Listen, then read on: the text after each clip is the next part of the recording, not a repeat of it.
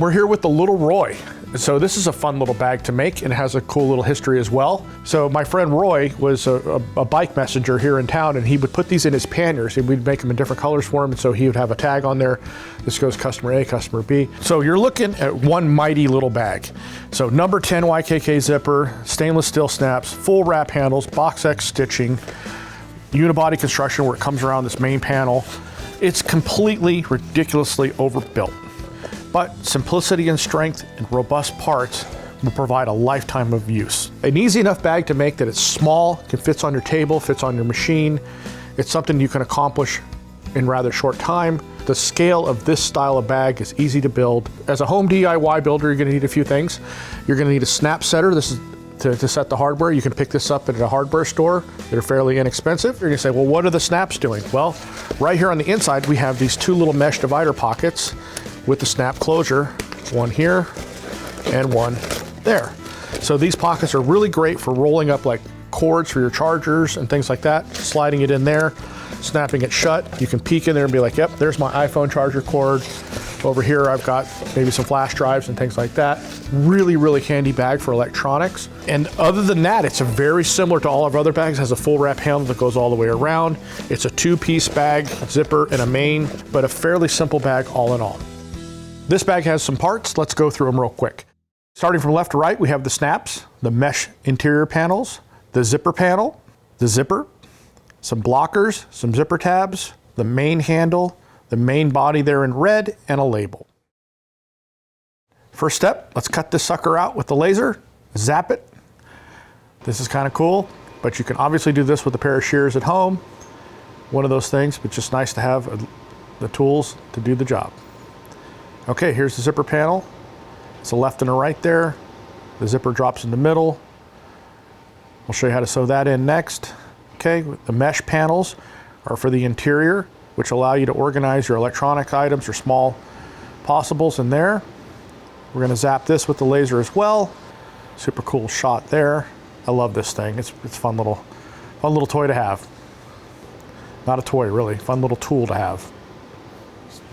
One of the things I learned early on in designing bags was that interior pockets have a tendency to like swallow things to never be seen again. And so, there you're ripping you're there ripping through your bag trying to find something. You're like, where is it? And so I like this interior mesh pockets like this. And we do this on several Red Oxx products, but having a mesh pocket is kind of nice because then you can just at a glance, you can be like, oh, there it is. And turn it around like, oh, there it is. So the main compartment, holding like larger items and these little side pockets on the inside for smaller items. But you could still put something fairly bulky in there, obviously, because the flexibility of a soft bag allows you to let it bulge a little bit. So I got my fist in there. You can easily put things in there that are not just cords and things, but it's just really handy to be able to see really quick what's in the bag. All right, here we are cutting and marking the webbing for where the handles go and attach to the bag. So there's a mark here on the main compartment, here, there, and that allows you to line up the webbing and get the loops. The webbing handle, as you can see, goes all the way around on the bag, which is crazy ridiculously strong for such a small bag. Small overlap here with the webbing and Box X stitching there as well. Here we have the computer machine rolling on the Red Oxx bullet patch. Super fun. You can see the white indexing marks for the handles already on the bag. Now that we have the label on, let's sew the handles on. You can see the parallel lines are where you line up your handles. And starting here again at the top, you'll come over, you can see that indexing mark there on the left. You'll line that up with the indexing mark on the main panel and start stitching. We're gonna do the long one first with no break to make the nice long run first. Back tack, turn with the needle in, come down, and start make that nice long smooth run. Anytime you can make a nice long smooth run with your sewing, you want to do that for efficiency and strength. Coming around with the needle down, turn, make the final run back. Making your turns with your needle in your fabric is crucial so you don't skip a stitch and it keeps the corners tight. Clip off those threads. It's always good to be nice and tidy as you're working because the last thing you want to do is stitch a loose thread into your work and then have to go down there and fish it out. Here you can see the white indexing mark right there, checking on the inside to the main panel. Come across, back tack, needle in, turn,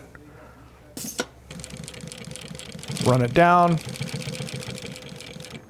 coming up. Make sure you don't have a twist in your handle or anything like that. You slip it under, stitch across, and just kind of run back up to the top here.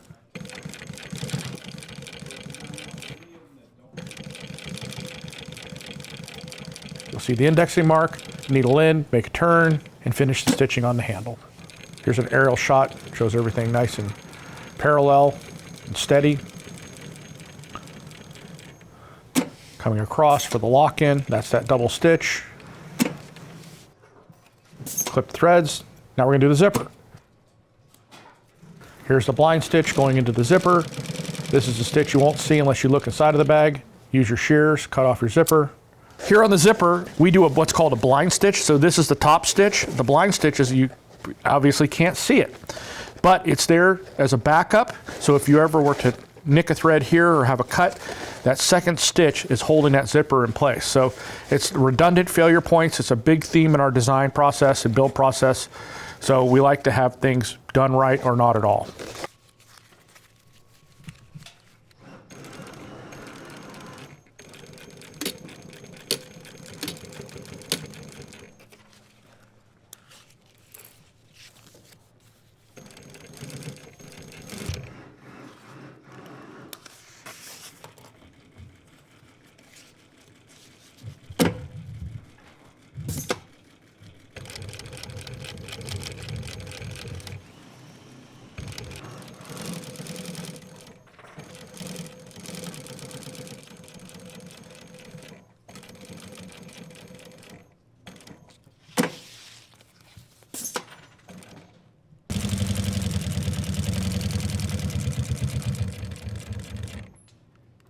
Okay, next step in the zipper build will be to slide your zipper pulls on.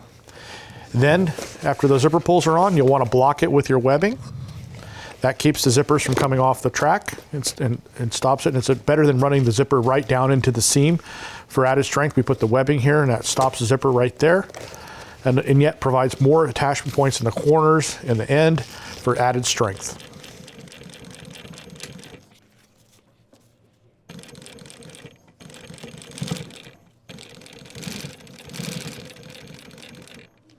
See how she's chaining that together? That's a time-saving technique right there. So you're trying to swing it around, and that's just a production technique that when you're building zippers, you do for efficiency's sake.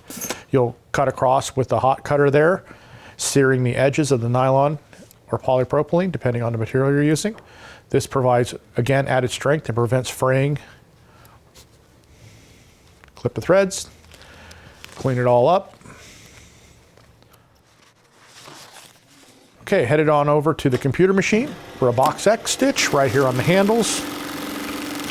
Again, for strength.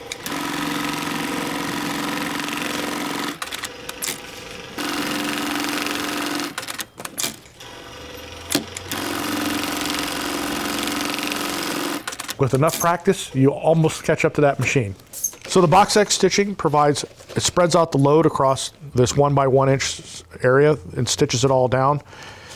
And it will keep the handle from pulling loose. You can see one right there. Oh, that's the inside. The box X stitch is for strength. Now that we've done the zipper and the box X, we're moving on to setting some hardware. Of course, Red Oxx has our own snap machines to set our proprietary snaps, but you can get a little kit at the hardware store and do your own.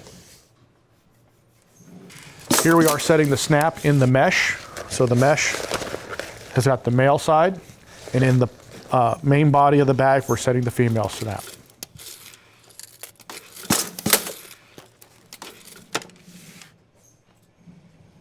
Okay, here we have all the parts and we're ready to assemble.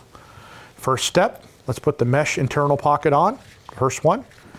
Snap the little snap in there, that holds it in place and gets your alignment right on. Then you run down the outside seam first. Then you'll cut across here on the mesh and the webbing. Then back up the other side towards the top of the bag, clip the thread. Then put the other one on the same way. Cut the threads, clean up. Always good practice. We'll burn off anything excess right here, a little bit of webbing sticking off there, so you should just trim that right off, a little bit of that mesh, a little bit of webbing. Now we're assembling the bag, starting at the top, coming down the side. Now remember, this bag's being put together inside out. You're seeing the inside of the bag. When we go to assemble a bag, you're seeing the bag put together inside out. So this is what a finished bag looks like when it's completed inside out. Because the last step of the bag is to put the binding on. Kind of hard to do if you do it the other way. Cruising along, come up to the corner, needle in, make the turn. You leave the needle in so you don't pull it out from underneath the presser foot. And to make a sharp corner. Coming along again, do the same thing. Rotate, stitch across, keeping all your points lined up.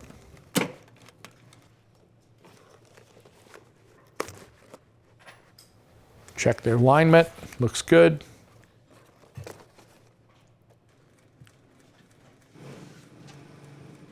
The next step, trim off any little dog ears, we call them, little corners like that, which makes the binding process go a little easier.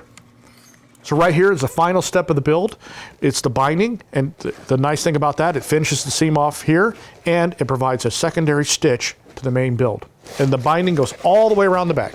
Your binding does a couple things. Number one, it binds, obviously, hence the term binding, but it also finishes the edge off so you don't have raw edges here. And then again, that second stitch is nice for added strength. Now we're doing the binding, which is the final sewing step.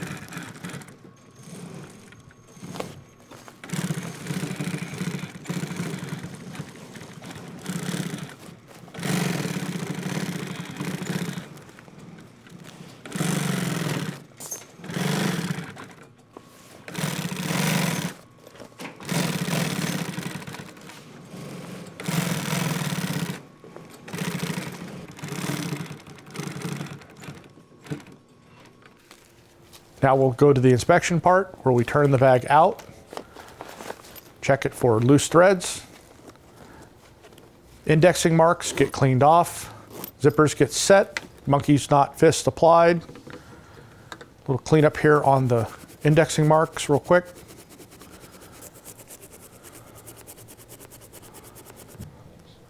Monkey's fist knots are half hitched on. Final touch is a dog tag with the model number and color. Yo. And there you go, the Red Oxx Lil Roy. So we've just done a build on the Lil Roy. You can build it yourself, get one from us. Fantastic little bag for all the little things in your life, like chargers, cords, accessories. Fun little build. It's a great demonstration on how to build something robust in a small package and a great way to learn.